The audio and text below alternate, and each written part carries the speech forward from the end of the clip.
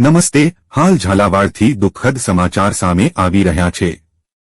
વિગતવાર માહિતી જોઈએ તો સુરેન્દ્રનગર જિલ્લામાં ડબલ ઋતુના પગલે દર્દીઓમાં વધારો થઈ રહ્યો છે।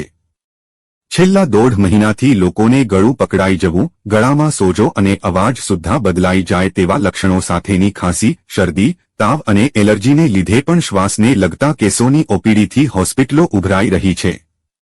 આમ આ હ્યુમન વાયરસથી એક સપ્તાહમાં ખાંસી શરદીના 500થી વધુ દર્દીઓને સારવાર લેવી પડી હતી।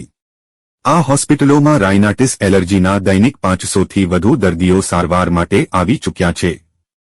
આ અંગે બાળરોગ ચિકિત્સક ડો. કેતન ગઢવીએ જણાવ્યું કે હાલમાં અંદાજે ખાંસી, શરદી, તાવ અને એલર્જીક રોગોથી પીડાતા જ 1012 દર્દીઓ એવા છે જેમને હ્યુમન વાયરસનો ચેપ લાગ્યો છે।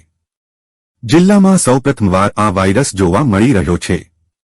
તબીબોના જણાવ્યા મુજબ સમગ્ર રાજ્ય સાથે સુરેન્દ્રનગર જિલ્લામાં પણ ડબલ ઋતુ તેમજ વાયરલ ઇન્ફેક્શનના કારણે સરકારી તેમજ ખાનગી હોસ્પિટલમાં દર્દીઓની સંખ્યામાં વધારો થતાં આરોગ્ય વિભાગમાં ચિંતા જોવા મળી રહી છે, તો બીજી બાજુ દૈનિક ઓપીડીમાં પણ ડબલ ઋતુને કારણે વધારો જોવા મળતા તંત્ર દ્વારા લોકોને આરોગ્ય પ્રત્યે સાવચેત રહેવા તાકીદ કરવામાં આવી છે।